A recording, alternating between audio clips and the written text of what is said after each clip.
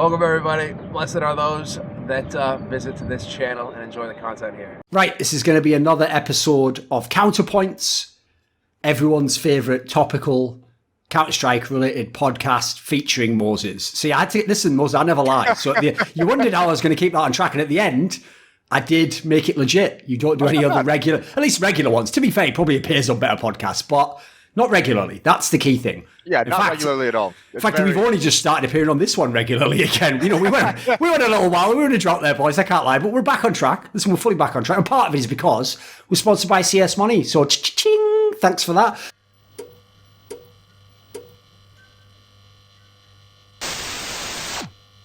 Our guest for this episode is Kassad. You may know him from such teams as Mouse Sports, Renegades, 100 Thieves, and now, obviously, one of the most eligible free agent coaches in the world. Reach out to him today via the following number that will be on screen, 1-800 fuck the donkey if you see it in the mud, and our operators are waiting to take your call. No, listen, that's a little joke for the Serbians out there.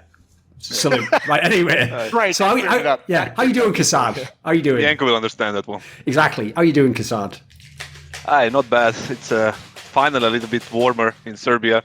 Pretty boring too, but not bad. That's the thing I want to ask you about, because listen, everyone else is having the opposite problem. They're all complaining, like understandably, that every tournament online now, it's like one of these old CPLs. It lasts forever. Like there's a million games you have to play, but you've been stuck doing nothing, right? So has it been boring? Just been sitting around not having any games to do? Oh, dude, it's so boring these days. I just keep watching CS and CS all day, all night, and just doing nothing. So it's like you're doing the same thing. You're just not getting paid for it. Yeah. There we go. Perfect. Yeah, there we go. Great. Yeah, but yeah, I don't know. On the other hand, it's like you said, this scheduling. I mean, these tournaments, like upper bracket, lower bracket, 17 groups in every event, like group stages all over the place. It's ridiculous, and I really think that teams now just looking forward to the end of it. Yes. I know a lot of people are looking forward to that player break, which tells you something. Yeah. If we've all been at home for months and people are like, God, get me to the player break. It's like, we're managing to burn people outside at home now. How have we done this, guys? If anything, right, that actually shows the problem people don't get. We did an episode not that long ago that was about player burnout, right? It was about the topic of the stresses and stuff. Well, the funny thing I think about it is, as much as, yes, definitely travel wrecks you and being in other countries and different diet and jet lag, I tell you what, I think one of the things that also wrecks you is when you play in tournaments, like you have to be mentally engaged. Like the mental energy alone that you burn off, that can burn you out. You could just be sat there and you could get burned out, right? Yeah, I mean, even if you're not home, just any place that's not your own home is like different energy, every different vibe. Everything is different. It's kind of exhausting, and it's like takes away your energy every day. And like you said, even not traveling, just being, for example, like we were in LA, they're still now there, and I'm talking to Jacob, a little bit here and there about I'm asking, are you looking forward to getting back to Norway to the break? He said, hell yeah, I've been here for 6 months. And it's like, and plus on top of this, there's like these tournaments every single week, and it's like must be exhausting for all of them. For the teams, like for example, I'll see Mouse Sports, Fnatic, FaZe that are like playing from home. It's a bit different, I guess, because at the end of the day, they get like their house and his friends, family, and whatever, But for example, like 100 Thieves and MIBR, I guess, Furia, whoever is there, they're always together, Yes. And sometimes it can be so annoying. You just want to get away. You need a break from those people a little bit to recharge, to do whatever you want to do so you can get back tomorrow and be productive as you were the day before. They don't have that opportunity most of the time, but it is what it is, I guess. Sure. By the way, just before we get into what the episode's going to be about, do you have anything you want to say about why you're not with 100 Thieves anymore? I mean, I noticed you haven't done an interview. You haven't really said anything publicly. They kind of did it. Listen, I'll say this. I think they did it in a fairly classy way. It was what you call an amicable departure. You left, they left. No one's flamed anyone. No one's saying, they've done this. Do you have any notes of was there any major reason? Yeah, I feel like it was like they said, 100 Thieves, they're a great work. I can't say any single thing that was negative about them. From day one till the last day of me being there, everything was perfect. They provided everything we needed from the beginning, And at the end, like I said, I just wanted something different from the team, and I wanted something to change a little bit. the org didn't really agree to it, and the players as well, and we just parted ways because we had like a different view how we wanna move it to the next level. Let's say it like that. What about this? Just before we jump in, what would you say about like? Do you feel satisfaction from the 100 Thieves project? I mean, that was when the team, obviously, just before that were Renegades. Like, that was it, mate. I remember when Chad was in that team, and they would have like had to kill someone to get into even a playoffs. And you guys were top 4 at the major. You were like top 5 in the rankings. That's a big step up. Yeah, I feel like I guess the biggest success result-wise was the top 4 at the major, and the previous major, like Legend Stage, we lost the MIBR in Katowice, right, 2019, and the IEM Beijing finals. Yes. And I feel like that was the highest point. And then even in 2019, we had some issues with the visa and all that bullshit that we had to encounter. And I think that that kind of slowed us down, and it kind of killed a little bit of Sean's like ascent, like the gratification is like going upwards. And it slowed him down a little bit, and it kind of ruined the whole momentum that we had like building from the beginning of the year. We tried to get it back, and we did. We were like in Berlin, dude. It was so weird. We were like down 0-2, and it was so dark. You know, we lost the second game against Avantgarde. It was on Vertigo, 16-13. Yeah. And it was 0-2. Just we were like walking back, and it's so dark, dude. It was sunny outside, but it was so dark. Well, people forget as well. People forget this. Obviously, you can't know what's going to happen in that tournament. So at the time, everyone's thinking like, a Vanguard. If you can lose to them, you just shit. Yeah. Like no one knew they were going to go to the final. Obviously, did they? I'm pretty sure. Yeah, they had a moment. They had a sick moment of that tournament. I don't know. They were shooting so hard, dude.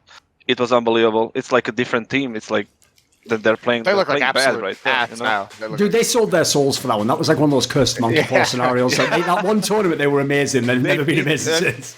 They beat Liquid. They beat they beat Vitality in the quarterfinals. It was a best of 3. They played well. Buster and Kicker, they were like shooting so sharp, shooting so hard in that event. And James was like, all right, he was decent. Watching, saying, yeah, good job. Yeah, saving. And they played very well, but like I said, on that 0-2, the darkness, I'm pretty sure if you went 0-3, even 1-3, I think the team would have been kind of disbanded, or maybe not like fully. Somebody would stay. You'd have to think about it though. Something would have to change, right? Yeah, bunch of things would change, I think, if we lost that game of 0-2, especially against Hard Legion, I think. And I remember nobody was talking to anyone for the first couple of hours, and we're like, all right, guys, are we going to go with like a team dinner or something? And they were walking from the hotel to the some burger place that was like super hot in Berlin. It was unbelievable. We were walking, everybody's sweating, everybody's like in a bad mood, and then you have Leah just coming out, all right, guys, if you go 3-2, we're getting a tattoo, And the competition just random out of nothing. Did they do it? Did they actually do it? Not yet, but like it was like, it was one of the things like that sparked a conversation, and we just started talking, and then the mood just went up a little bit, and then we started winning. And I remember that game against FaZe, it was crazy as well. On Vertigo, third map, you're down 14-11, down 1-2. It's crazy. And then we ended up in the semis. But after that, we were like in a really good mood. The negotiations with other orgs after the major, we went back to NA, and then that was kind of a crazy period too. And then we ended up in a org that we actually wanted. Like back then, Gen.G was trying to get us as well, and a couple of other orgs. And then, you have to say yes to 100 Thieves, right? It's just the org that you have to go. They're one of the best, if not the best org in the world right now. And after that, we started off very well, right? We played the Beijing finals, and it was a decent run in Pro League. We lost to Fnatic, who ended up in the finals back then, lost Mouse Sports, right? And then, I don't know, everything was fine back then, but it felt like after we entered the new year, everything felt like a little bit different. I don't know why. And then it felt like we reached our maximum, at least for me. Yeah. And then it was like, and the whole, when you know it, you see it. Yeah.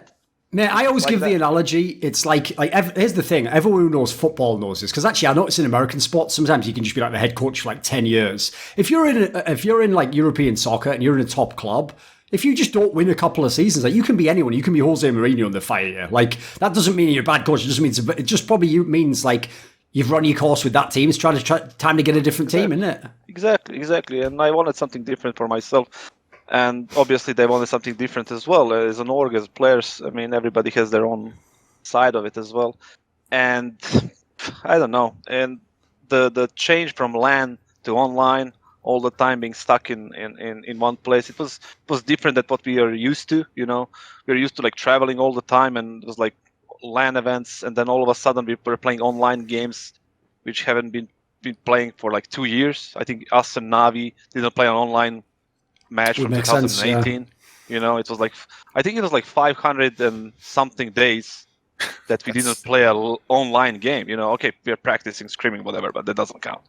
But the actual official game for 500 days, it's always different, and I guess something changed, and we are where we are right now.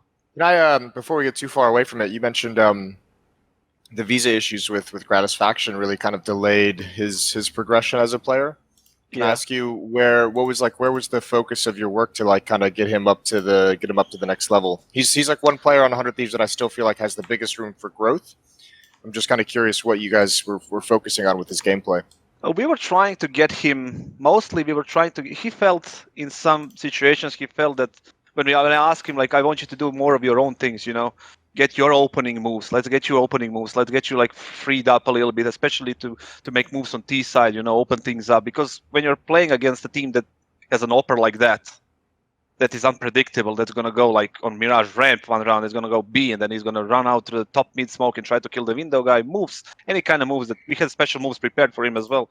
But when you have a op that's playing against you like that, it's so annoying, And we try to like get him more to do stuff like that, because he felt that he was like, when I asked him like, why don't you do more of these things or those things, he's like, I feel like I'm always throwing some grenades or like supporting, because if I die and then there is no grenades for that strat, and then we were trying to like explain and kind of implement that into his game to like get more freedom and do his own stuff, because he is a skilled player. Don't get me wrong, when he goes off, we win, and that's always like that. We always have Justin and Jacob to just play well, and we needed always one more guy, and sometimes he's like the X Factor guy, sure. Yeah, he was always that guy, but he goes off, we win all the time, And we were trying to do that during the last year, and we talked about it just before the break as well, about him like focusing more on himself than actual like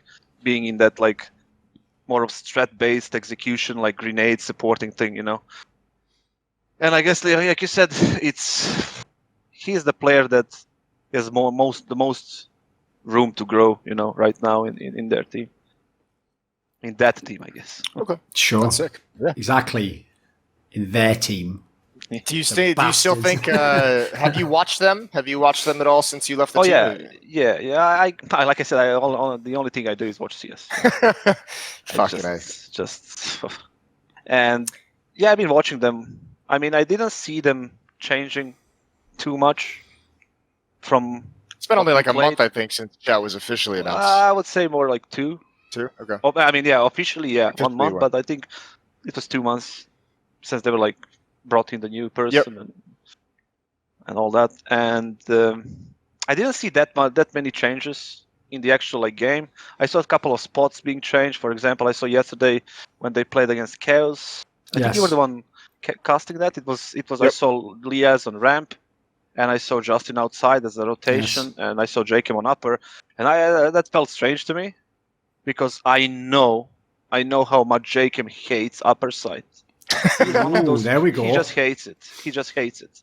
I don't know. Maybe changed. Bomb site does fucking suck. Yeah. Listen to this Ford Furia. Just gangbang upper site all day long. All day long.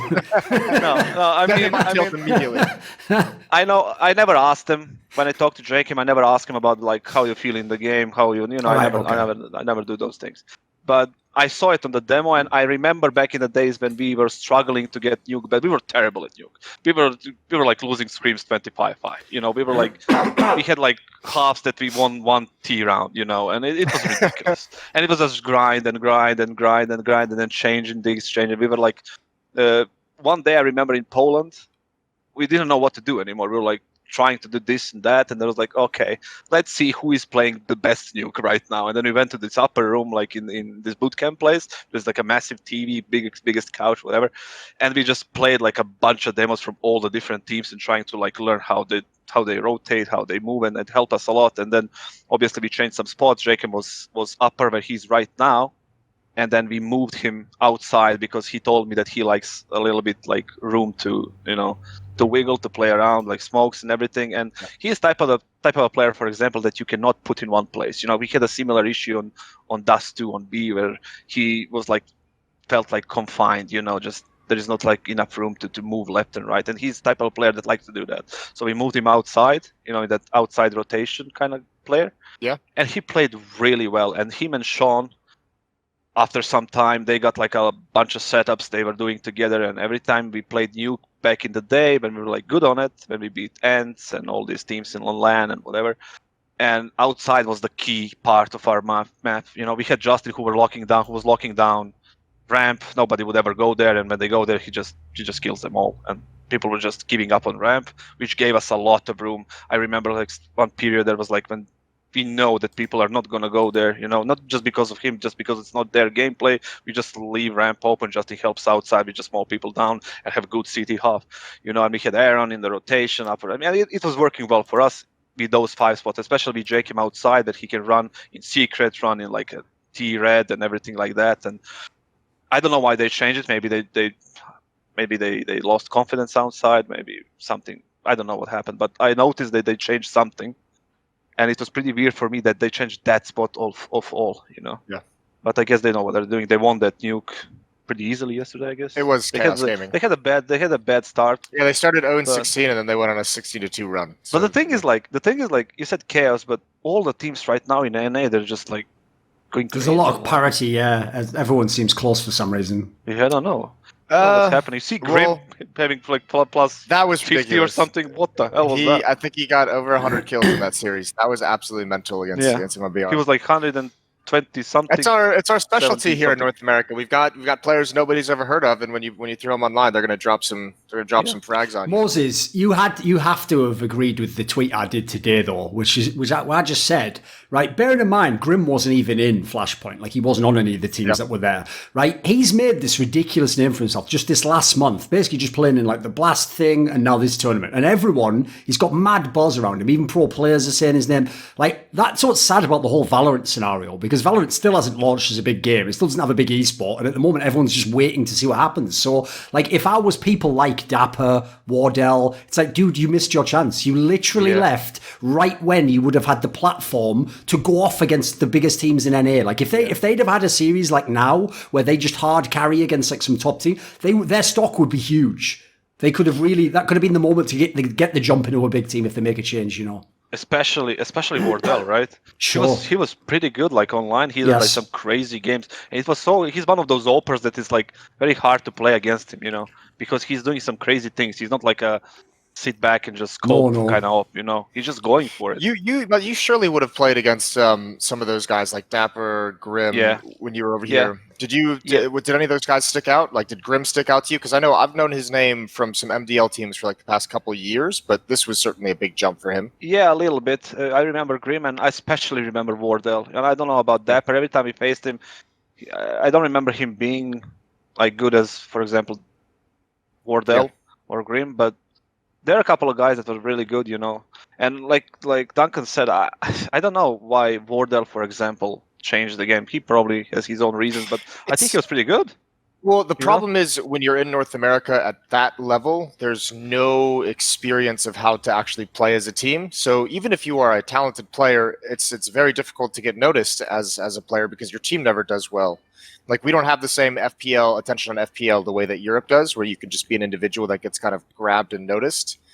But if you're a team that's actually just struggling to have any impact against Tier 1, you're very up and down in your performance as an MDL team. As an individual, you never get comfortable in any kind of an actual structured system because we don't have the coaches, or we don't have the even in-game leaders at that level of North American Counter-Strike that can really set up any kind of foundation. So I think the individual players just start to feel frustrated with the amount of roster changes there are in these teams, with the amount of their teams that break up and disband, with the fact that they haven't leapt up from MDL to Pro League. I still can't remember the last time we've had an MDL team qualify for Pro League and not break up. Ghost? Yeah, maybe. But I mean, where are they now? You know? Yeah, well, yeah. So I mean, they had their chance, right? They were like in that lineup with Steel, and who else was there? Wardell was there. Sabrosa. Yeah, they had some quality players. I mean, they look better now because obviously the players came along like this year and stuff. But yeah, there's talent in that team for sure. It just didn't happen for them. They played a couple of good lands as well, like DreamHack Opens and like stuff like that, and Pro League Finals, I think. No, but look at. I mean, this isn't a knock on him by any means. But if you look at all the teams that Sub Rosa had been in, like over the years, that just like didn't go anywhere, like all the teams that had potential, that had lineups that didn't actually accomplish anything, and then you realize that he's at the upper echelon of that section of the North American scene and could never make the leap. I think for some of those players, it's like, fuck it. And you also have to say in North America, switching over to Valorant, you also get to be a streamer. Like that's what Valorant is right now. It's a bunch of streamers making teams, and that builds up your brand, that makes you money. Being a streamer is probably actually more lucrative in some senses than being a pro player. Less stress at the moment, and you basically just get to sit at home and frag and stream. So I can see where the appeals are for certain players. I think compared to Counter-Strike, Valorant is not a very fleshed out game yet, obviously with very little of a competitive scene at the moment, but I can understand why players would just say, to hell with like trying to grind out Counter-Strike the way I've been doing for the past 3 years. I'm going to try something different. I do agree they kind of missed the boat, missed a big opportunity with these online stages, but I can understand the sentiment behind them at the very least.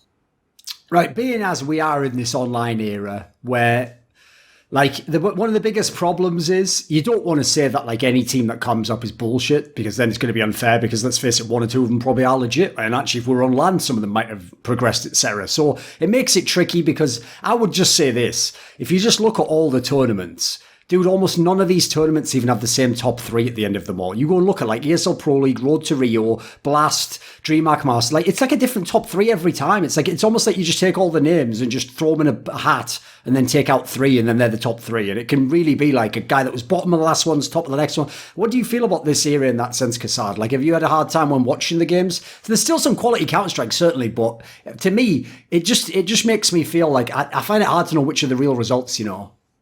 I don't know. It's so crazy right now. For example, seeing Complexity winning Blast and Big winning DreamHack Masters, and who won that Pro League, Fnatic or Mouse? Who won? I can't remember. Pro League was Fnatic, and then Astralis won the Road to Rio. Yeah, and then every event is a different team, you know. But it's so crazy right now. I feel like it's this stage of the year with this online thing. It's like a placeholder until the real CS comes back, you know? Yeah. That's how I feel right now. Sure. Obviously, like you said, there is some quality CS. I watch and I see a lot of good things from bunch of teams, including the teams that people are not expecting to win, like Complexity. Nobody would ever give them the chance to win that. Sure. You know, Blast and Big, for example, just beating everyone, and you know.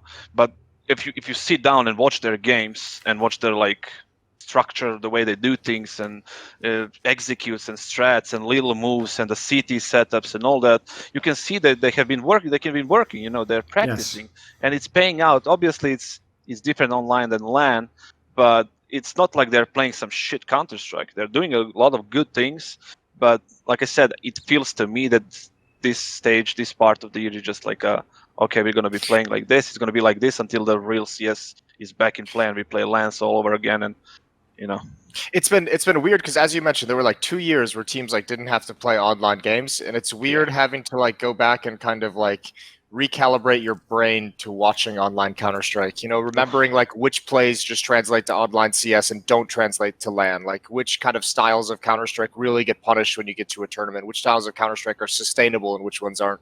So I don't know. I think the hard part for me is I do think there's like a certain level of we have to almost pretend that this is all like real results and like results that you're going to be able to rely on when it switches back, but it's just not going to be that way. It's just like it's odd to see. I just want to see how many teams that are playing good online right now like Big, Complexity, Furia, all those teams, how many teams are gonna keep their confidence they have right now? Because when you see Big and Xantares and Searson and Furia that has been like there for a year now, you can see the confidence in what they do. You can see Xantares just going out and just battling everyone. Searson with a scout just battling everyone, killing everyone. That shows you confidence. He has skill, all right, he's there, but confidence is the main thing there, and he has like unlimited amount, right? They're just swimming in confidence right now. Which of those teams do you think is going to translate back to LAN the best, and which one I liked Complexity because you can translate that because they played the first stage of Blast on LAN in London, right? That's true. Yep. Yes. And they beat Astralis. Yeah. I mean, and Vitality. The good Astralis, right? The good Astralis. the unbeatable Astralis, And they had Vitality in the group, and they had them, and who else was there? Navi, but they lost to Navi in the final. Yeah. So that was when Navi was getting good. Yeah. I mean, in that group on LAN, they topped the group, and then they came online, they just won the whole damn thing. So I give them the best chance, considering how they play. They have, I mean, Poison for me is one of the best toppers in the world right now. I don't know how many people are considering him one of the best toppers, but he is unbelievably good when you watch him play. And I don't know him personally because he's like the next generation of those Bulgarian guys that was in their team after Cirque. He came after Cirque, but after he have gone to NA. And I don't know him personally. For example, I talked to Hunter a lot about Poison, for example, and he says that he have been watching him for a couple of LANs, like standing behind him. He's unbelievably calm, at least what he says. But when I watch him like online, the games, he is so good. I can tell you, he's one of the best toppers right now. And they have BlameF, who is playing really, really good. That Poison seems like another opper who is so incredibly good, but like you can you still see some, like he's another one of those guys kind of like Gratisfaction where there's like a lot of room for growth still in Poison. I feel when I watch him, definitely like the decision making and the moves and the positioning, I think you can improve upon. But like here's the thing though. Like the problem is this, Moses, is like from my experience talking to a lot of coaches in multiple games, actually, the player that you'd rather have, if you had two choices, right? Player A is a player who's really aggressive. He goes for stuff. If anything, because he's inexperienced, he goes for too much stuff. He dies or he does a mistake or he could have been more conservative. If you have that player or you have player B, which is like they're a bit safer and they put a little bit more by the book, it's like most coaches say, I'd rather have player A because the problem is it's hard to like teach that kind of like aggression. So if you're the guy who naturally is a bit more chill, it's like it's harder to level that guy up. Whereas the logic with the other guy is he just has to improve like sort of like his risk reward calculation before he does the play. That's where I would contrast him with Gratisfaction. For me, like Kassad was saying here, Gratisfaction was feeling like I should probably actually be a little bit more passive. Like I should throw the flash for someone, I should set them up, and then I'll go and do my thing. Whereas it's like, what I like about Poison is, it's the reason why I totally get why when Vitality lost to them, Alex said that comment in the interview where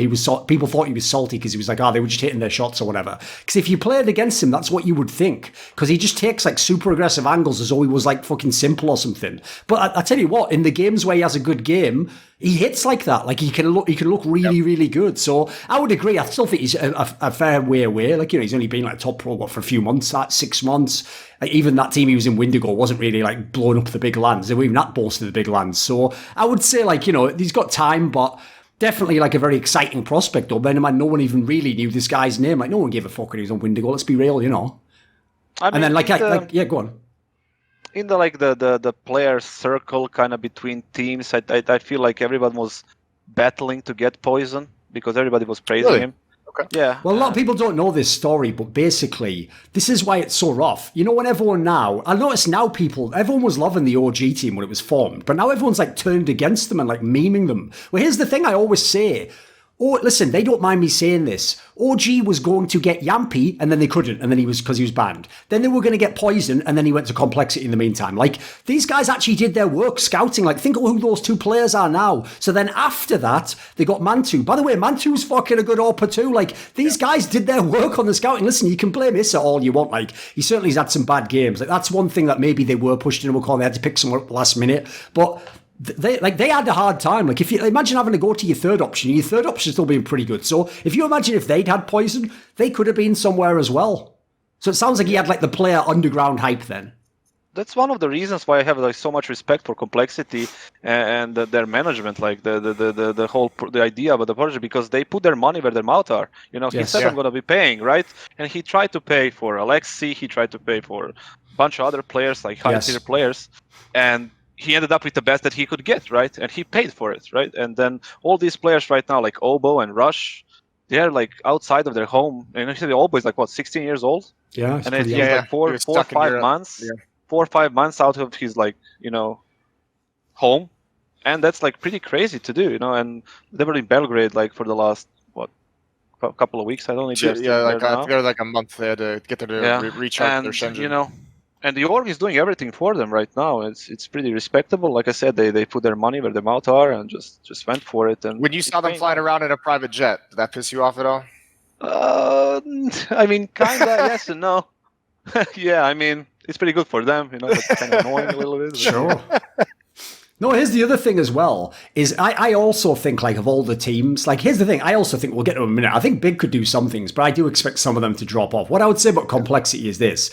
Obviously, the fact that they did well early on LAN is a very good sign. That shows they've got some potential there. And then now they've done so well here, I could believe it. I would also add in, I saw this stat the other day, where because they've been in Europe and they've been grinding, and they were playing all of those like home sweet home cups. They played like 7 or 8 of these things, Moses, where even though it's all like tier 3 opposition, they're grinding. So, dude, the stat is, in the last 3 months, they have played like 110 maps of Counter-Strike. That's fucking amazing. Like, no, that's dedication. Like, I guess if you're going into a play break, listen, go for it. Just go all out and see what you can accomplish. Fair play. And the guys from like Relog, the bootcamp place, right, in Belgrade, and they're telling me the Obo is like coming in the morning and just staying there all day playing CS and just goes home at night, like 11, 12, just goes to sleep and just goes back to CS and sleep and CS and sleep. You know who was like that? Just Nico. He had school between. He was Nico. Just CS, few hours of school, sleep, CS, few hours of school, sleep, and that's it. Mate, we were all like that at one point in our younger days. We all had that ability back in the day. Yeah, well, we didn't have the skills. We didn't have the skills that Nico and Obo had, but we were all grinding. Yeah. Man, the crazy thing about the 107 maps over 3 months is that's officials. Like, you add the scrims on top of it and the practice sessions on top of it. Theory sessions, the deathmatch, the whatever they're doing after. It's crazy, right? It has to be 10 hours per day, at least. Yeah, it's freakish. You know? Which, by the way, if you know the history, people won't know this either. If people know the history of Jason Lake teams, the reason his 1.6 team was so great and consistent is he was one of the only people who created like a system back then where you used to get fined if you didn't go to the practice and you had to play like X hours a day. Like, that was back when people could sort of free for all it, you know, they could practice this day if they wanted, they could not practice. So like I think if anything, because he's laid out like from that tweet onwards, and you see these stories where he flew out to meet Alexi B and Blaming Perfin before they'd agreed to the deal. Like, he did it as though, Moses, because he's coming from like the Dallas Cowboys funded, he did it like he was trying to sign the next great quarterback to come to his team in the offseason. Exactly. Like, this guy did it right. That's baller. I love that. He's legit as hell. I mean, even before this, before he made all those announcements and proclamations that got all the attention, he was flying. You know, when he was trying to build a team earlier, he was flying people out to the Cowboys facility. He was like, I think when he signed, was it Obo or was it someone else? One other kid that they put on the streaming back burner for a bit. He flew him and his parents out to like the Cowboys facility to show him that it was like legit, because like the kid's parents didn't even know what esports was. So I mean, he's been doing everything properly, everything as if it's like a professional sport, which is by the way, listen, if you ever want to do a flex, that's the gangster flex right there, where the parents are like, I'm not sure if this esports thing's real. You tell them, like, meet me here. Like, they just get picked up in a limousine. Oh, where are we going?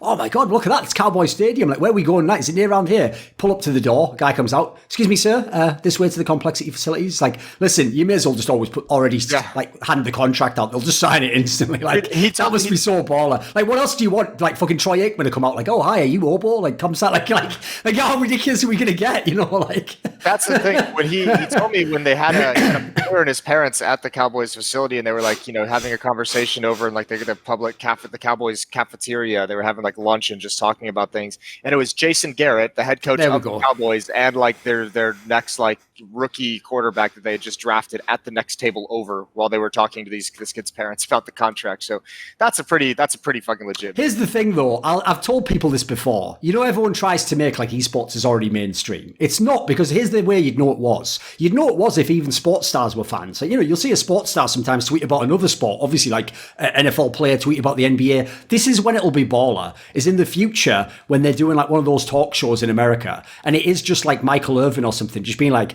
I want Nico to come to the complexity, man. It could be that'll be amazing. Like when that happens, that's when I'll have to be like, right, Moses, it's obviously a simulation. It's time to wake up with my brain in a tank somewhere with all the diodes connected to it or whatever. Right, okay, let's keep talking about complexity though. Right, obviously the player we have to talk about is Blame F. Because the thing I've noticed is interesting is, because he's fragging so well himself, and by the way, just go check. Listen, he is the IGL, so there's a little bit of like sort of baiting involved in it because you just don't go first. If you just go and look at his stats, it's not just his fragging. Dude, the number of deaths he has is so low. He has like the deaths you normally have if you're like the AWPer who just sits back and hops everyone. Like this guy's like numbers. They're not normally if you're a big fragger like that and you're a highlight player, you have high deaths to go with high kills because you're just going for it all the time. You know, you're going into these crazy scenarios. So like, the numbers are ridiculous. Like they are legit as fuck right now. What do you think of this player, Kassad? Because obviously he like showed a little bit on heroic, but it seems like this year it's gone to another level.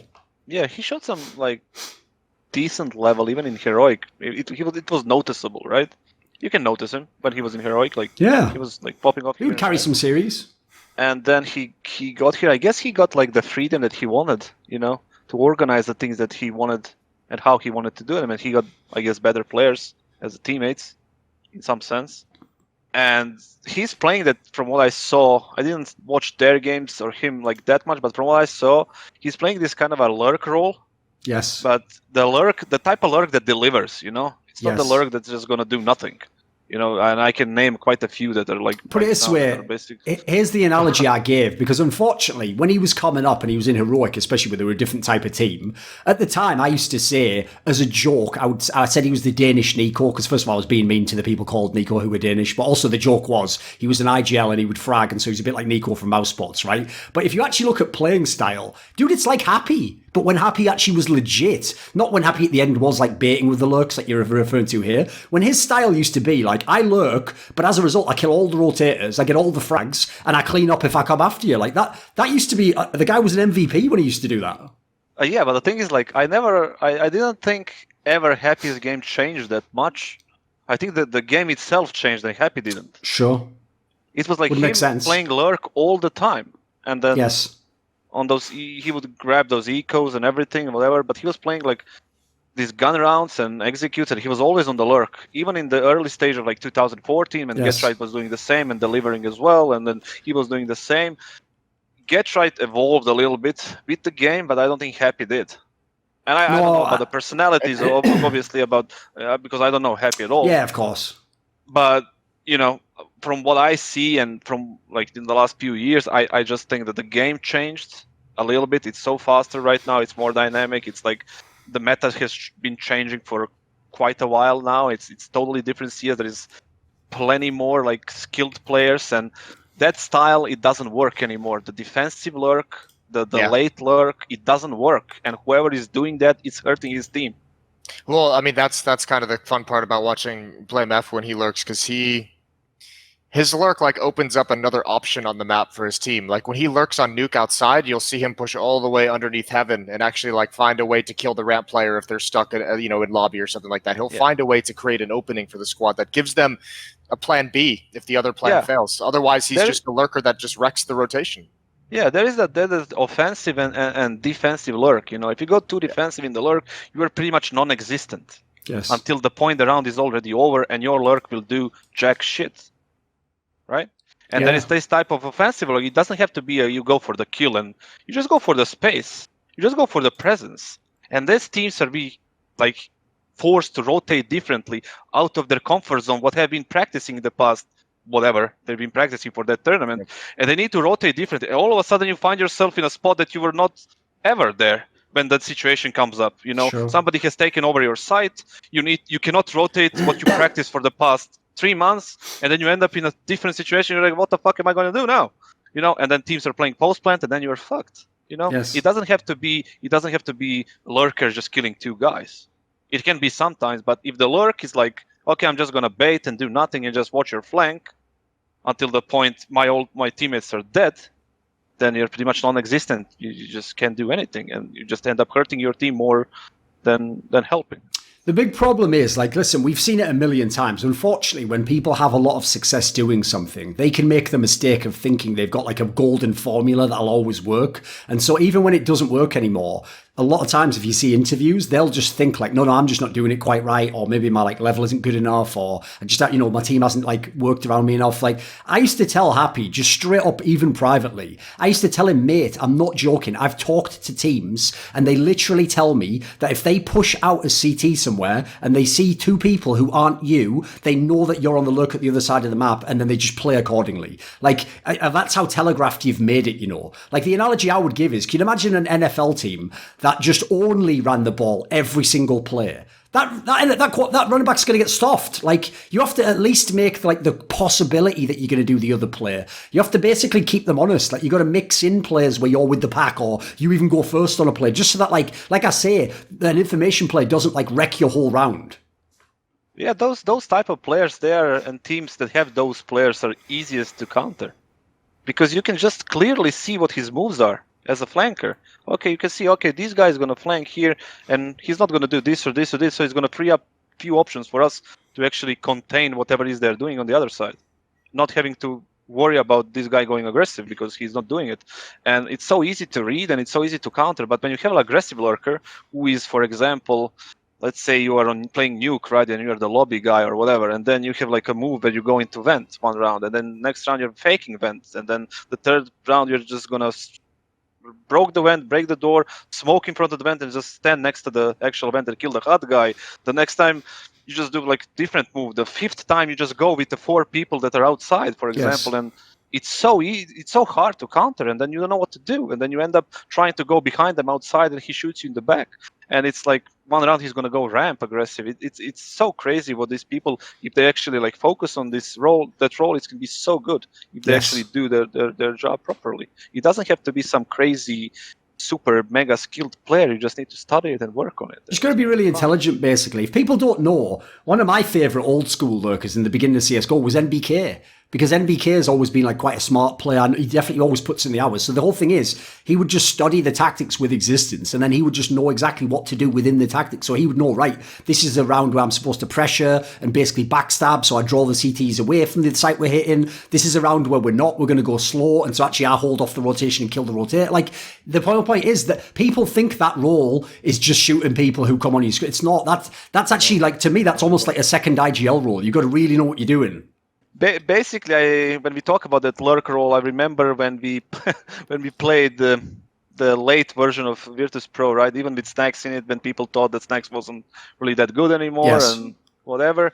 And I played Nuke, right? And he was playing that spot, the lurk spot, right? And then we're playing Screamer. He breaks the door one round and he goes into the vent and he creates chaos a little bit. And he goes the next round, does the same thing. And then the third round, he goes next to the vent and kills the guy on the hut, like sneaks up. And then the fourth round, when we think he's going to do the same, he just breaks the door, smokes it in front of the hut. And then he just waits for the spam because we're thinking he's going to go through the vent. And then he just runs through the smoke, kills our guy. And he just runs back to the smoke into the door. And it's like, it shows like what you said, basically, it comes down to, you need to have some skill, right? You need to have some, well, like I said, skill, but you also need to have, the biggest part of that role is like being intelligent, and understanding what you need to do in your side, and not being one-dimensional, because you're going to get red there, and you just need to be like very smart to do that role. But it's not really hard, If, like I said, if you put your mind in it, and you are a decent Counter-Strike player, you can just play that position very good. It just takes a little bit of research too. It like takes definitely. Yeah. Bit of extra work. Exactly. You can't just turn up and just do, I'll just play every other time, as we're pointing out. Right. Another player I wanted. Yeah. Sorry, this time it's not like we have something else to do, That's true. Yeah, what else are you doing? Exactly. The other player I want to just touch on in complexity is just because it's the most classic name in the team is Config. There's the other player that's changed. Right, when they actually first went to that LAN in London, the Berlin one, that was actually when people like Obo were having big performances. Rosh actually mad overperformed. He had like I think it was like top 10 rated in the tournament or something. Like, this is where everyone was having big performances. But actually Config was still like working his way back. behind Blame F, he is fucking really good in this team right now. And the thing is, this is why it's so funny the way his career's gone. Because when I wrote that article last year, because people know he's a trash talker, a lot of people thought the response to that article would be that he'd trash talk me, right? And be like, oh, talking shit. But people don't get it. That wasn't I didn't make that opinion up. That is something I'd been told by so many of his teammates that like basically he's one of those guys where, I mean, just look at his aim. Like if you have his aim, his mechanical skill, and you're not good, there's only two reasons it can be. Psychologically, you're not in the game. You just don't want to play, or you don't have confidence. Or two, you're just not putting the hours in. Like you're actually thinking, I can just cruise and do that. And so here's the funny thing. If you remember when I wrote that like column about him, he instantly came out and was like, actually, yeah, he's right. Like I need to fix my shit and get back on top. And I can tell you, well, it doesn't matter now because he's in the team. I basically had people from Complexity reach out to me and say, do you think he's legit? Is he just saying that for the public in a tweet to seem cool, or does he really mean it? And because I actually have spoken to Config in the past, I said he means it. Like he actually does. He knows that he's just been, because remember he was on that bad optic team. He knows he was stuck in the wilderness. It was like I'm sure if you're a guy like him, even if you're not motivated, you're looking at players that you know are worse than you that are in the top teams in the world, and you're thinking like, wait a minute, I used to be that. Like I could be battling these guys. I could be winning these championships. So like I think it's just beautiful when someone like that can actually legit turn their career around. Because I love to watch him play. He's just such a sick aimer. Mate, such a sick aimer. What a turnaround as well. When you consider the revelation in Zonic's book that came out like just a couple months prior to that, like that could have been a career killer. Exactly. Yeah, that would make you tainted goods forever. When you look at the risk that Complexity took, like even in terms of like just even investment into Blame F, I mean, at certain one level, Config was the biggest risk of this whole lineup, getting him into this team, and like and believing that he would actually turn it around and actually work hard. It's awesome. For me, I don't know, like, I don't really give a shit if he's like trash talking or not, you know. What I like about Config is the fact that he was kind of always the same for me, you know. And for the things in game, he has some balls in game, you know. He's going for it. What I like about the motherfucker with 1 HP in the major. Yeah. What I like about him is he's gonna do the same ballsy play on 14-14 on the third map as he's gonna be like on 4-2 on the first map. He doesn't give a shit what the round is. If he feels that's the play, he's going to do the play. Doesn't matter what the pressure is, doesn't matter what... And that's what you need in the team. One loud motherfucker who is going to do that every time, you know. He can win you so many games like that. Obviously, he can lose it, but, you know, I would rather lose a game like that when somebody is going for it, or with his instinct, and lose a game like that than be scared and just playing not to lose and just lose anyway, you know. Listen, I've told this story before, but listen, Yanko's a friend. He understands and he knows it's banter, right? I've told this story before, right? The reason that you know Yanko really respects Astralis is because when they won all those championships and became the best team ever, he was always one of the first people, by the way, when he lost, to tweet like it's like a respectful comment and be like, wow, they are the best team. But I told people this story before. Yanko hates players like Device used to be. That's not his mentality. So I think it's just people from Balkan area, mate. You guys like it when you just go for it and like win or lose. It's like, right, I was in the battle. I had a chance. What Yanko used to hate, it's the reason why he also hates fucking Steph Curry in the NBA. He hates the players that have really high skill level, but when they're in like the big moment, they're sort of like a little bit nervous, like, nah, I'll just play it safe. And then if you lose, at the end, like you're saying, you just think like, I never give myself a chance. Whereas like, I'd rather lose, as I could put it this way, if this was like a UFC fight, I'd rather get knocked out than just lose like a shitty decision, you know, where it's like you kind of just both like feel each other out, you don't go for it. Like, I agree with you. It's just a more satisfying way to play. Exactly, but just go for the win. I think Config is one of the players that just, like I said, do the same play that he would do on 4-4 and on 14-14. No matter how crazy it is. And this is one of my favorite like characteristics in a player, like instinct. When somebody is like going with their instincts, it's one of the best things that you can do in CS, you know. Did you have a player like that in 100 Thieves? Yeah, Aaron. Jacob maybe? No? Yeah, Azar? Jacob. Yeah, we needed Jacob needed to understand that he's free to do that for some time, right. You know. Okay. You know, he's like, maybe if maybe somebody's gonna get angry at me, maybe, you know, even me, like, you know, maybe Alex is gonna like be angry at me if I do this and fuck up and like whatever. I was like, dude, if you feel it, you just go for it. Make sure what I need you to make sure when I'm gonna get angry. If you do that thing in practice, we have the similar because the situation and practice are going to repeat themselves Yes. in game, in the round, in the official game. The rotations, the 4v4, 5v4, 3v3s, post plans doesn't fucking matter, right? It's gonna happen again. But if you do that play that you felt on practice on that situation, and that situation is going to replicate in the actual game, I want you to feel that you can do the same thing, if it's the same thing, right? And he had an issue of like not really doing that at the beginning, but then he developed it, and now he's doing it. Sure. And the player that doesn't give a crap about that, and he's always gonna make the play on scrim, on practice, on official game, is Ezra right now. And he was always like that, you know. He was gonna go for it. Right now, it slowed his aggression. By nature, he's an aggressive player, you know, Sure. and that's something that we used to use a lot. But ever since he became IGL, he always told me that he feels like that he needs to be more alive, so he can just coordinate more, and it kind of slowed him down as his like play style by nature. But for example, I always wanted something that from Jacob, because Jacob is super sharp player. Sure. You know, and he feels confident when he has his Pepsi on, when he has his There you go. he has his chair set up the right way, the screen set up the right way, his gear at the right way, and he feels right. He's gonna deliver, and he's gonna destroy whoever comes. He doesn't care if it's simple, if it's whoever. He's just gonna go for it because he doesn't care. He knows what he practiced. He knows that the flash is gonna come for him, and he's just gonna go and take the battle, take the duel, whatever he needs to do. What he used to like, what he doesn't like is like when people are not close enough to him to trade him.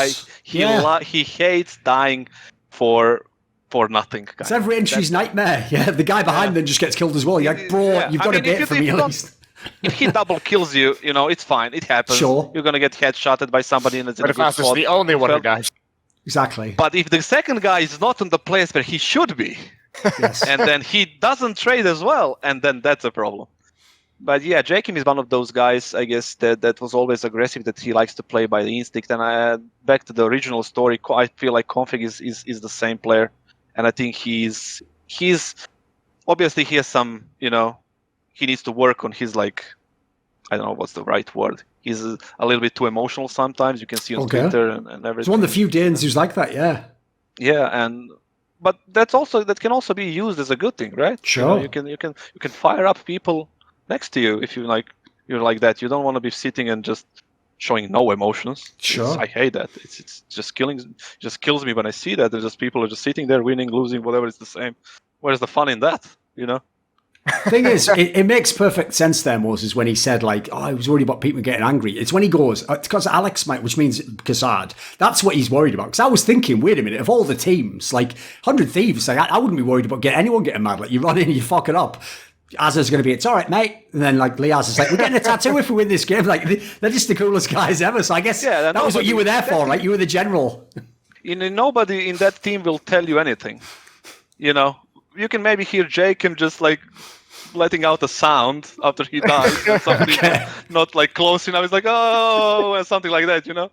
But never like, where were you? Never a question like that. Was never a question. Like, where were you? Why are you not, like, there or shit like that? Never. It was always talked about after, but in the heat of the moment, never inside the game. Yeah. No, nobody would, like, rage at anyone a single time in the game. That's, like, one of the best qualities of that. Here's the funny thing, mate. When your team was losing, obviously that was viewed as a negative because people thought they're not fired off enough, they're not, like, confident. But I tell you what, I think that's why when your team became really good, it was really consistent.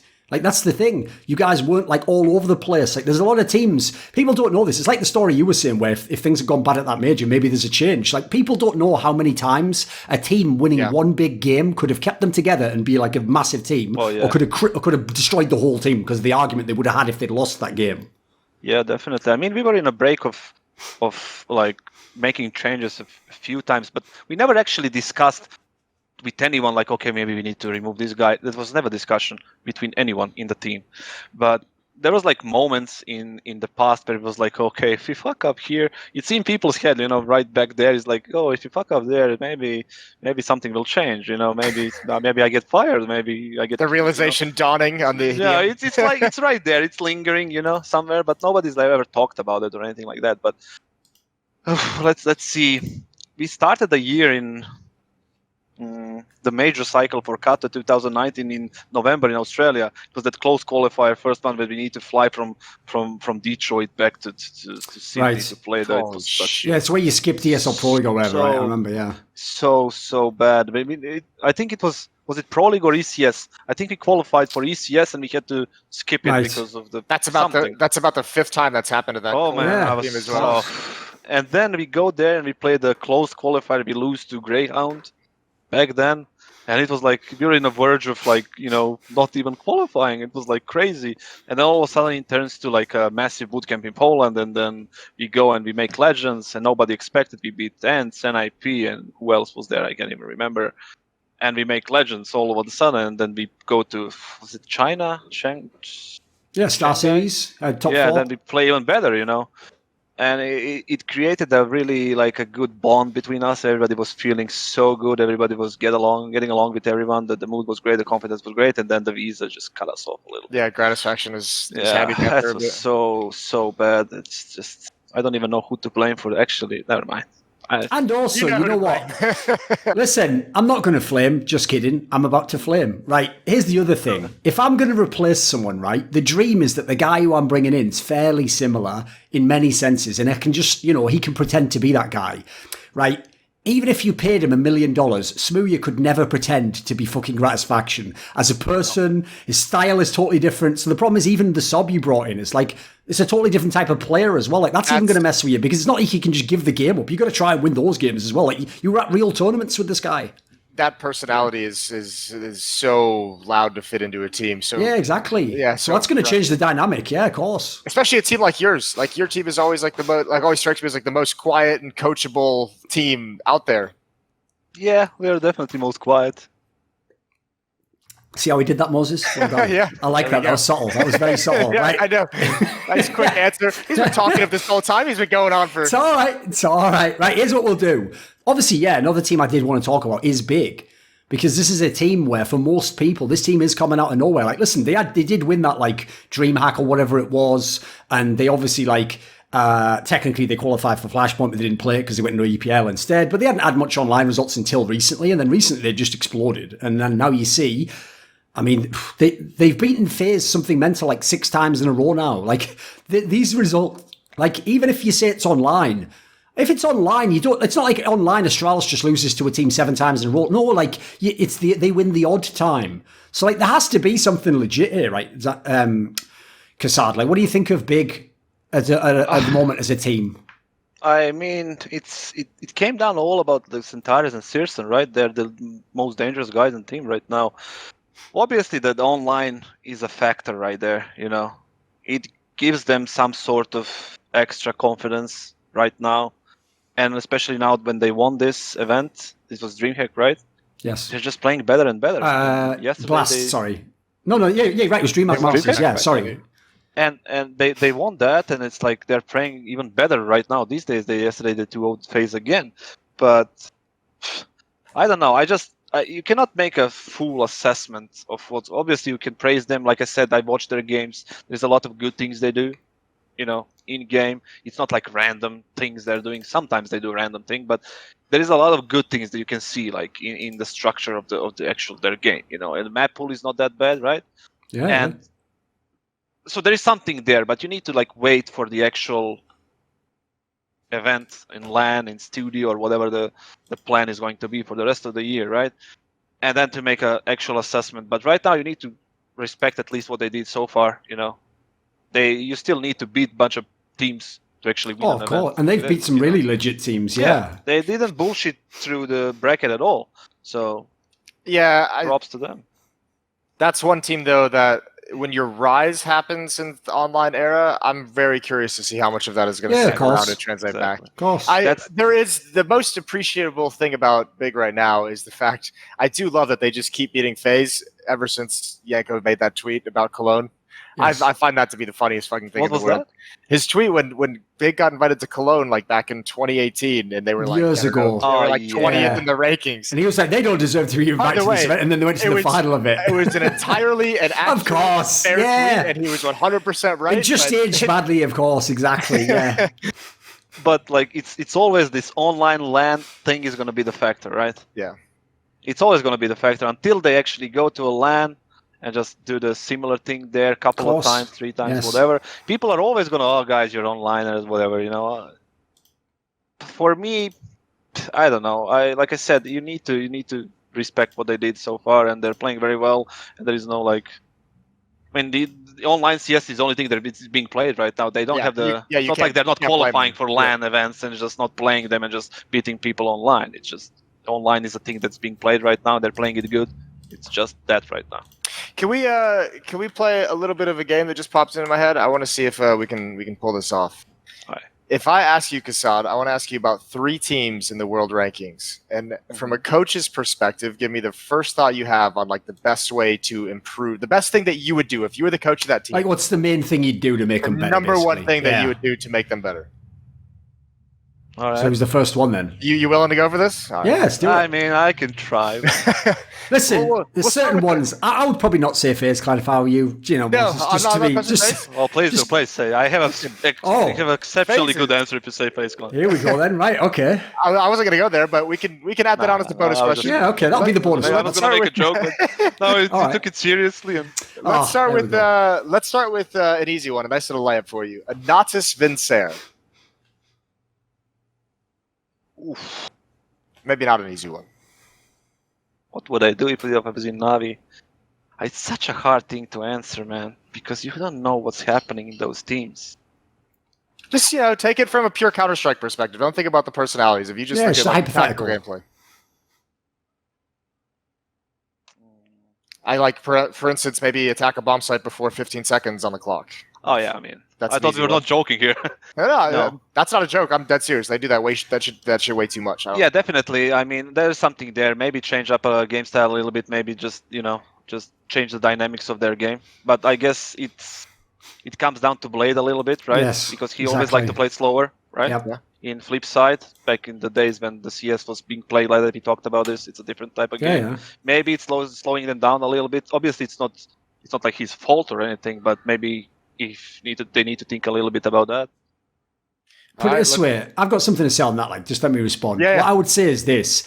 That's basically what I was thinking. Because here's the thing. I've seen enough from all the players in this team that I think you can still work with the same 5 players. I don't think you need to like go crazy and like cut flame me tomorrow and bring like some Die Young or something like that. And you don't have to do a crazy move like that. But I think it's just the style. And the problem is this. Blade's someone where, actually, because his English over the years improved a lot, I've even talked to him about like Counter-Strike and stuff. And it's similar to how he used Simple when he came into the team last year. If everyone remembers, he's the one who made Simple stop AWPing and become like the Krieg player and then just a hybrid AWPer every now and then. And what he said at the time, if you remember, even in an interview, is I feel like Simple's level could be even higher if he masters the hybrid role. And I talked to him like directly about this. And what he explained to me did make sense. He basically said, if Simple can master this role, then he can do anything in the game at any time. And at that point in time, he will basically just be able to like always be the guy who wins you the game. Like it's like he'll never have the game where it's like you're plus 25, but you lose like that. And his point was solid, but the point he acknowledged himself was you're not going to overnight become good at this different role of playing the game when you've been playing a different style, right? So he understood it was like a long-term approach. And in the end, he obviously abandoned that and just went back to Simple being a full AWPer and they've been sick, right? I think he's doing that with the team. I think Blade's style is he's like one of these guys who has like an idealized version of how you play Counter-Strike. Yeah. And he's trying to get Na'Vi to that level. And he's not wrong, right? If you could get to that style, Astralis shows you it. If you can get to this like very structured, very timing-based, like intelligent style where you make use of everything, you make use of all utility, you read the whole map, you force rotation, that in theory would make you the best team. The problem is it's really hard to pull off, really hard. And if I had the players they had, I might just play a more tempo style personally. Yeah, you need those type of players that Astralis have to make that work, right? Exactly. You just need to make the best play style with the players that you have. If you have defensive players, you cannot make them run around in the first 15 seconds and just go for entries. It's going to put them out of comfort zone and they're going to get frustrated, and then sooner or later somebody's going to get kicked and we are entering a whole different type of nightmare there. But if you have offensive players, then you go for a offensive play. Like Simple is, aggressive. He will go for it, and maybe you need to like rearrange the play style a little bit towards him. But on the other hand, they must be satisfied with the playstyle they have, because Simple, if he doesn't like something, he's gonna say it, right? Yeah, He's true. not gonna be sitting. I don't know. Just playing something that somebody else says and like losing, and it's like not saying like, what the hell are we doing? I feel like he's that type of person. I don't think he would say it publicly anymore. I think not publicly, but in the privately. like theory sessions, in the conversations. But it's fair. Surely there's no way he's liking what's going on right now, because some of the Navi games we saw at the end of Blast were some of the ugliest Counter-Strike I've seen in a long time. No, but here's the thing, Moses. Like, because listen, I'm not going to say too much here, but I'll just very carefully explain that a lot of Navi players were not happy with the end of how Zeus's era in their team went. They did not like some of the players in the team, and they did not like the styles that they were playing in the game. Like, some of them were trying to have more input. So what I'll say is this: if you've been through a period where you're sort of stuck with a few people and it's like, right, we have to wait until this point before we make a decision, and you've put up with that and you didn't win, then if you get a guy in who you respect and he has a whole philosophy of how to play the game and he's smart, like, you'll give him more time. You'll say like, okay, I'll put up with it now. Like, at least, like, put it this way: it's better to have a plan than to feel like you're just doing the same things over and over. At least like, well, there's some area we can improve, or we're going somewhere. So I know what you mean, Moses. I don't think like Simple now would just rage and say something in the same way, but I get the feeling that like he's sort of still like giving them time, especially because remember they had the little spike when they did Katowice and that. So you've also kind of seen that it's possible. So I feel like you don't give up immediately on that. I was going to ask you what you think about, like, is online LAN type of too big of a factor for them? Because when you look at their games in playoff of Kato 2020, right, which they won in a convincing way, you can say that, right? Yeah. You're not counting the games against FaZe where they almost lost, when there's Molly from Electronic from the corner. It's crazy, right? And FaZe could have won that easily. But you go to the playoffs and just destroyed everyone. They destroyed the strategy for 16-5, 16-4, and then G2 in the finals. One map was close, and then it was it, right? Yep. They had no chance. And that was the CS. It was crazy CS. It was like, but it was a little bit more individual than team, but still, it was great CS, right? Yeah. And where did that all go? It all went, like, disappeared with the thing that we went to online, or what is it? I think there's two things. I think obviously with the amount of Counter-Strike and the amount, like, I mean, you yourself just talked about how much Counter-Strike you watch as a coach. I think teams adapt and catch up to their opponents much quicker in today's day and age. That LAN to online factor, I think that's a good excuse. There's going to be a change. I think there's going to be a drop-off for a couple teams that go to online, but the level of drop-off that Navi has shown from Katowice's form to the online, I don't think all of that can be attributed to the switch to the formats. Like, I've got one thing to say about this, right? Which is, it's going to sound like an excuse, because it is. Like, basically, there is no. I'll just tell everyone now. It's the same thing I've said to many players who try to trash talk me about results. I said to them, listen, you can argue that this was a smaller tournament, or it wasn't as meaningful, or who cares? We're going to win it. It's like, mate, they all count. Maybe not all equally. Yeah, the major counts more than another. But like, in your career, there's no get out of jail free card like from Monopoly. Like, every tournament counts in your career. So ultimately, you have to take responsibility for your results, even if it's an online tournament. But this is the problem, I think, Moses. Look at the way people keep talking, even now, and we're talking like end of June. People talk as though if you miss this tournament, you might not qualify for the major. Or, you know what, when we go offline again, it's like we're all still living as though in a month from now we're going to be doing LANs. Like, at the moment, we cannot know that. And the big problem is, because it's so depressing a thought to think that we might have a 6 or 8 month online season and not go to LANs again and not have the major at the end of the year, we're all kind of like living off that hope. That's like the light at the end of the tunnel. So I think there's a lot of teams. And by the way, I think this makes so much sense for those really good LAN teams that have gone to shit. Fnatic, Mouse Sports, Na'Vi. These teams were straight fire when they were on LAN. But then when they've went online, they've had these massive slumps. If I'm one of those teams, if you're the first couple of months of the online period, in the back of your head, you're thinking, who gives a fuck? If I get back to LAN next month, we'll tear these guys up. Like, we'll beat the Heretics. Who the fuck are they? Like, big. We'll beat these guys. Like, I think it's definitely not an excuse, but it's like, I can understand it. It's human nature. You would think it. And the problem we really have is, realistically, that's not what was going to happen, and it isn't what's going to happen, unfortunately. So in a sad way, what you have to do is you have to treat it as though it was the major now, basically, unfortunately. Yeah. But I do agree with the fact that there is too much CS right now. Oh, yeah. I think it's ridiculous. I think it's unfair towards the players a lot, because if you have real issues in the team, whatever they are, for Navi, Liquid, doesn't matter, right? There is no time to fix it, right? Because you need to prepare from one tournament to another, from one match to another, from one match to another, all the time. When are you going to get the time to actually like discuss the real issues that they have and just fix them? Because fixing some of the issues takes time, takes a bunch of practices, theory sessions. It fixes over time if you know what you're doing, right? But if you keep playing one match after a match after match after match, then you're never going to get these issues fixed, and you're always going to be there, and you're going to be playing bad. At the end of the day, 2 months later, you're going to be under the pressure, you're going to be feeling like shit, and players are going to be kicked, unnecessary changes are going to be made, or whatever, and it's gonna end up in a bad. Why? Because we played too much CS. And the worst part of that is the fact that you cannot turn down any of these events. Of course. Okay, I signed contract with Blast, right? Yeah. And I need to play their event, right? I didn't come first in their group, and I need to play the second stage, and there's like a billion matches there. I need to play DreamHack because there's these points there. I need to collect these points for later part in the year. And then there's ESL events. I need to play some of those events to get a road to Cologne back in the whatever few months back, and I need to play that, and it's always something to play for something else or something else. And where is the time to actually fix my issues? You know, and then after all these things, I'm finally getting a chance to have a break for a month, and then I'm getting back straight into it. You know, and there is no time to fix your problems. I mean, here's my question. I don't know if you know this, and this isn't to like dumpster on DreamHack or anything, but how did their tournament go from like the 1 week LAN event into like a 19 days spread across like 2.5 weeks? Yeah, like how is that okayed by the players? How is that even allowed by anyone? I think it slipped through somehow. Nobody actually noticed it. Nobody actually thought about it. Like, this is going to be too much, until it actually was in the middle of the event. It was like, oh God, this is maybe, too much CS, because I see one group stage going into another group stage, going into a double elimination and all best of threes. I mean, what the hell is that? Yeah.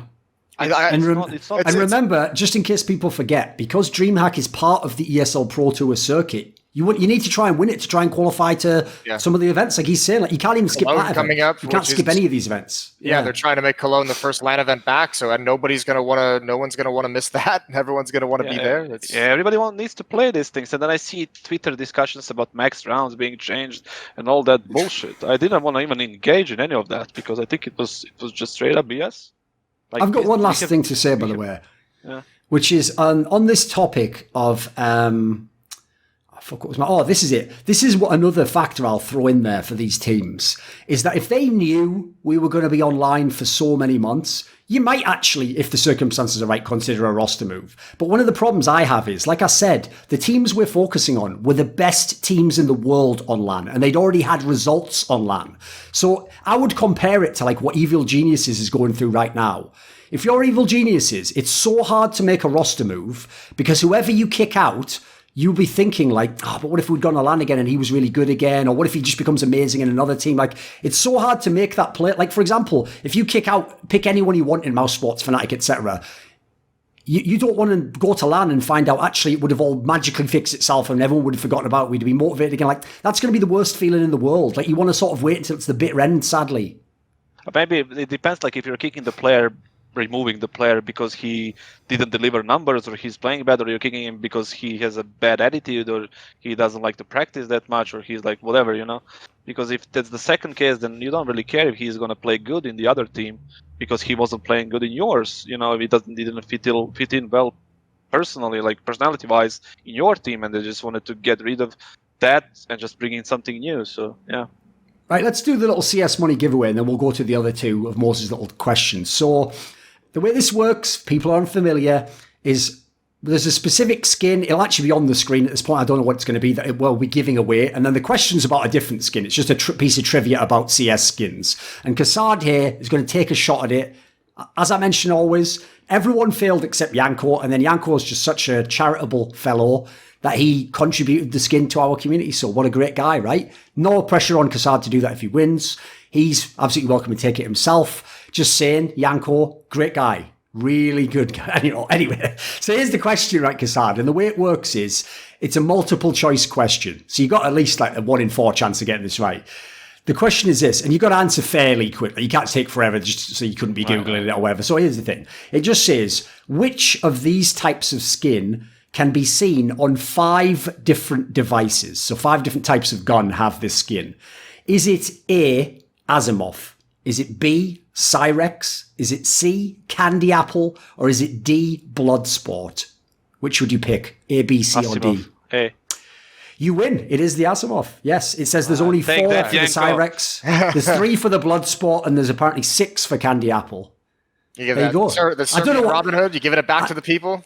Oh, here we go. Fucking pressuring him. Yanko set the standard, so I kind of feel like. Oh, there we go. There we go. He's giving it back. See. So I'm This is gonna the thing. give it back to the people.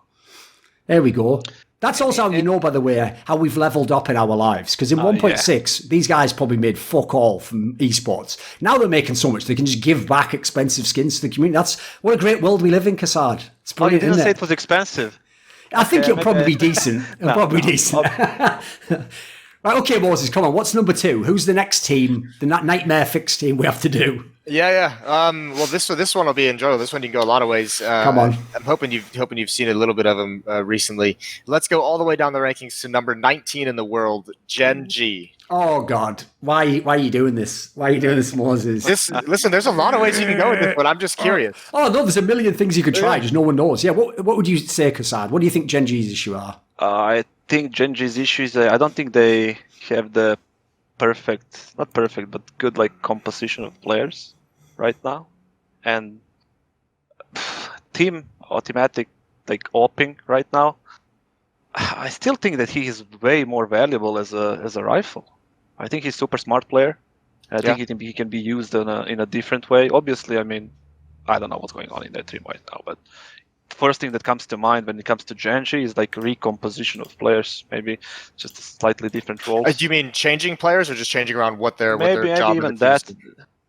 First thing, changing their jobs, I guess, roles. Yeah. And second, obviously, changing some of the players, maybe. By the way, B and Ted is one of my favorite players in the world right now. Yeah. And he has like been one of my favorite players. Makes sense you'd like his last style, year. mate. And he's so good. He is like a rock, dude. When he's feeling it, he's unstoppable. That's a guy who would fuck a donkey when it's stuck in the mud right there. So that's your answer to Gen.G. Yeah? Okay, I like that. Let me give it a shot at this then. Yeah, Because here's the problem I have, Moses, is this. All right, first of all, we'll give you good news. Coast is staying. I actually think he's fitting this team pretty well. I think he's kind of found his role. He's clearly had to change over the many teams he's been in, but he's like found a role that works for him, and he even frags well from it. So no need to change him. My big problem is this. I agree. Except, you know what? I'm just going to say it straight up. Except for Bentet and Kuster, I don't mind changing any of the players in this team. I think they all have a reason to change them. So, by the way, the player no one talks about is Som. I'm sorry, mate. Listen, I know, again, in kind of the thinking of those Mouse Sports Fnatic teams, last thing you want to do, right, is cut Som, and then he goes to some other team, and he becomes super good, and he's beating you. Yeah, right? But I tell you what, I'll let someone else take that gamble, because when I watch him in this team, it happens so rarely, Moses. It's so rarely I see him take over the game. And yet here's the crazy thing. When he takes over a game and he goes off in highlights, his aim is so bonkers. I know why they got him in the team in the first place. But if you have bonkers aim and you aren't a big performer, there's something wrong there. It could be an experience, could be the wrong role, whatever. But like, put it this way, I'm not exaggerating. When I think of the talent they have in this team, the firepower from the other players in theory, I would take a Som out. And I would, listen, if I could swap him for a player like Rush, a guy who's going to do his job, Cromwell, I would do it. I'm not joking. Like, it's one of those maybe where less is more scenarios. Like, I might do that move. I know everyone's going to hate that because they'll take this video and then in 2 years when someone's really good, they'll go, you said to kick. Like, my point is I want to win now.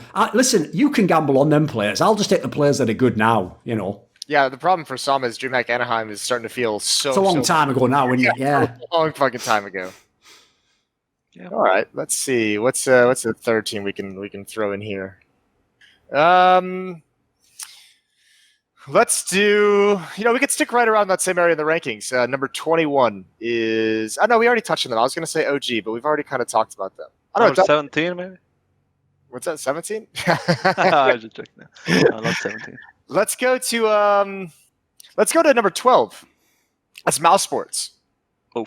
The team who had that crazy ass run at the end of last year, won 5 tournaments in a row, really kind of struggling in 2020 to get. No, it was 5 finals in a row. They won like three or four of the tournaments, but yeah. Okay, they, great at the end of 2019, yeah.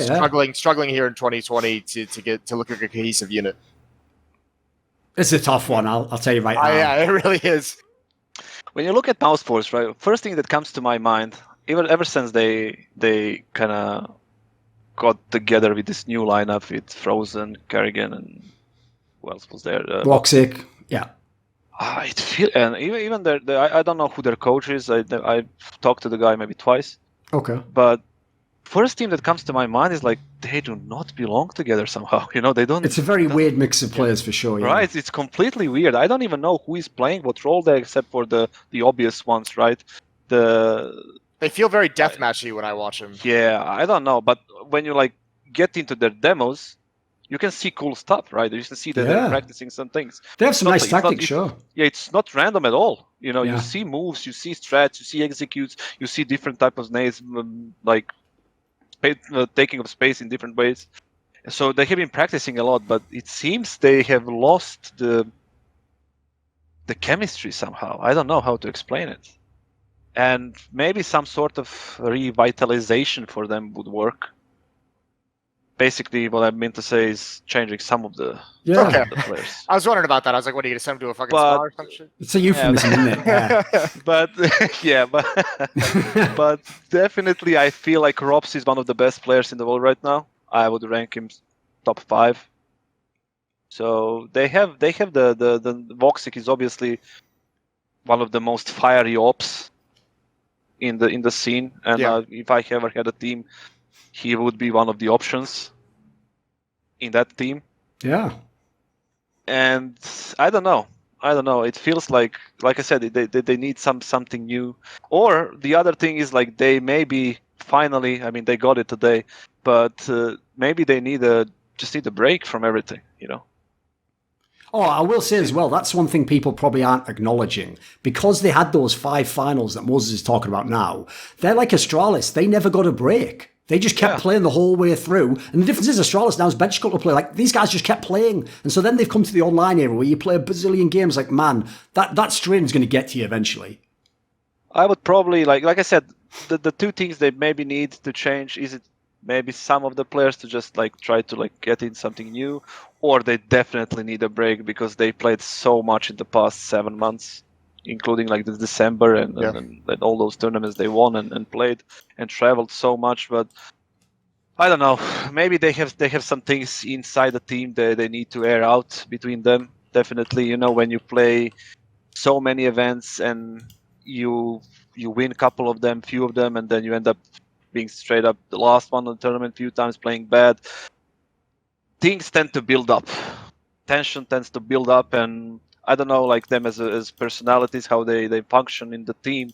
And if you don't speak up on time and little things there, little bad things here and there, they tend to build up and it can blow up and it can affect your game a lot. Maybe they have some things they need to air out between them. Maybe they need to change something. From what I understand, they wanted to get a 6th player, which was Bimas at some point. Ah, right. The kid that plays for FaZe now. And maybe that was something behind that. They wanted to like refresh something there.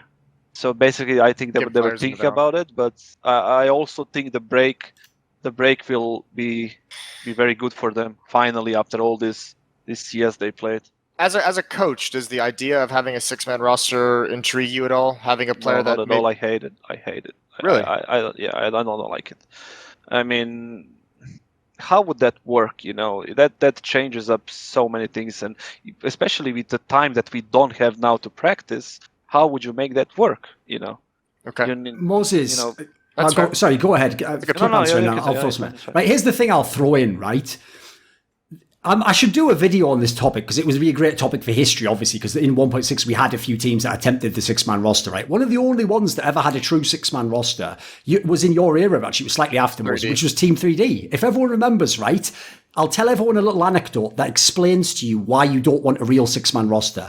Everyone remembers a classic game of all time, SK versus 3D on Nuke, triple overtime. But here's what no one remembers, is why SK won the game. Because the rule back then was if you played 3 overtimes, it switched map for the last one. So because the map went to Mill, and one of their players should have been swapped out but couldn't, They just lost in overtime. Now, that's an extreme version, but the point I'm making here is, imagine you have an amazing first map, it's like Nuke or something, and that's the map that you play in your team with that 5-man lineup. Maybe you even get lucky. Maybe the opponent's map is the one that the same 5 play, so you've warmed up, everything's good, you play the next one. What if the deciders when the 6th man comes in? Listen, there's scenarios that could be good, but I could see a lot of scenarios where that could be really bad. Like, you can't take some of the lessons you learned to the next map, I think. But I think you'd obviously have to change it from back then. Like, I don't think you could pull off a 6-man lineup now where you said this guy plays Mirage and like Nuke, for instance. So how would you do it then? It wouldn't be map specific.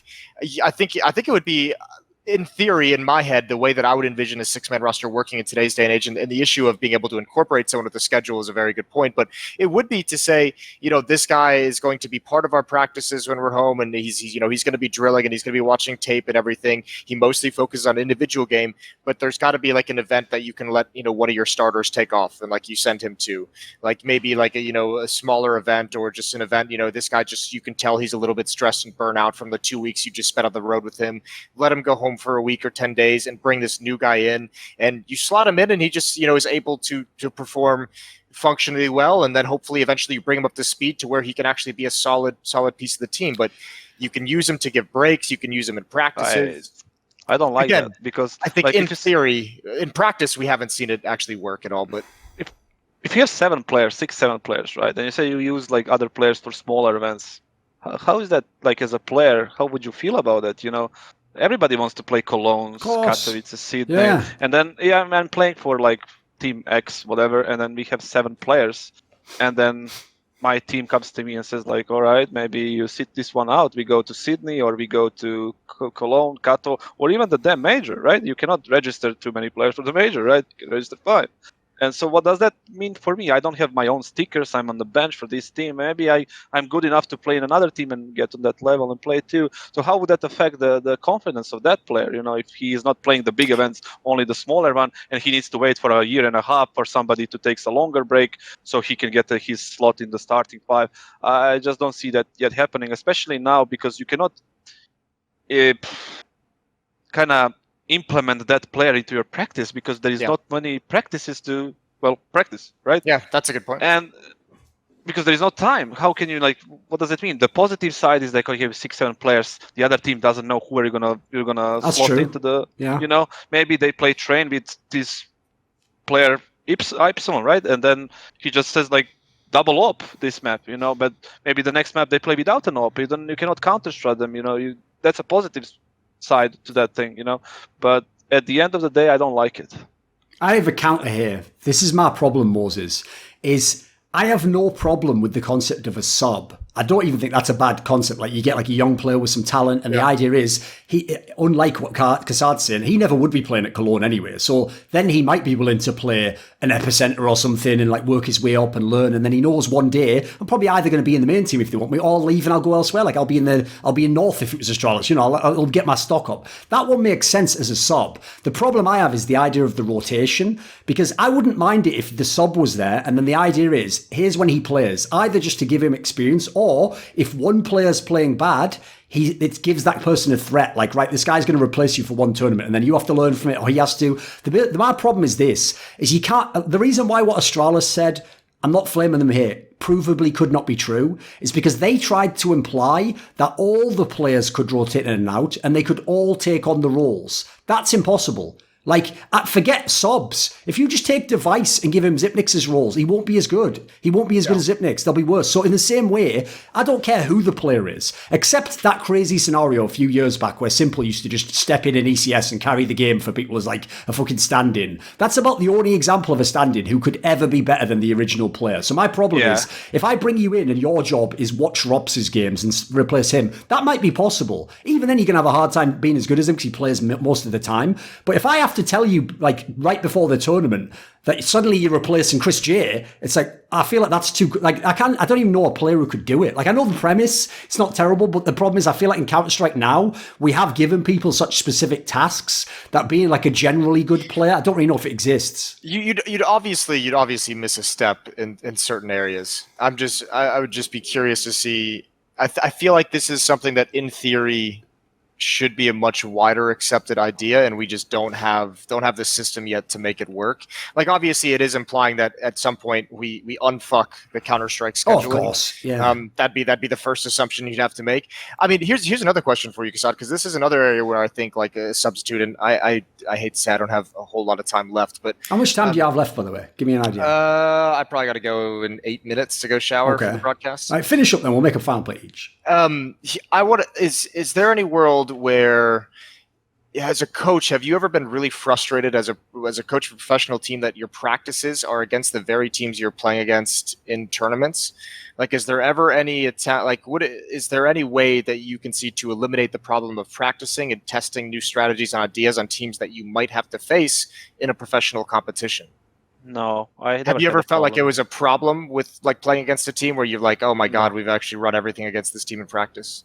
No, not at all. Never. I feel like we're always avoiding teams that we can potentially face in the first couple of rounds. Obviously, when you have a group stage, then you avoid those teams. But yeah, but let's say you practice against EG, you're not going to face them in the tournament next week. But surely there's a chance in 2 weeks or in 3 weeks that you play against them in a group definitely. stage. I mean, yeah. When you practice, it's not like you show everything in one scrim or a couple of scrims. Before every practice, you maybe decide, okay, today I'm gonna try to run a few more different defaults, couple of new strats, couple of new moves for your op or for your entry or for your like closer, just to set up the round. It doesn't have to be like you show everything that you have. You know, maybe you try a new pistol that you're gonna maybe use later in the tournament when you play. Like, for example, you reach the semis, the quarters, and you use all of your good pistols. You know, you have something in the pocket to show, or so you have to do some generic thing. But showing strats and scrims is not a problem at all. If you're not like crazy and just show everything to another team when you scrim. Basically, teams, usually top teams, they have idea what they want to practice on that day on that very map. You know, most of the teams have theory sessions before the actual scrim, and they agree to some new moves, like I said, the new type of strats, setups, rotations, something, and they try to do that. And I don't think the other team is very much. They don't really care that much about it. Obviously, there's some lower tier teams that are looking for an upset. They're maybe gonna do that. I had an argument a few times with a couple of teams that I didn't want to allow second coach in, because what the fuck is he going to do there? I mean, you have one coach and that's it. I mean, I don't want one guy to sit there and watch their team, and then the second guy just sitting there and writing down what I do. You know.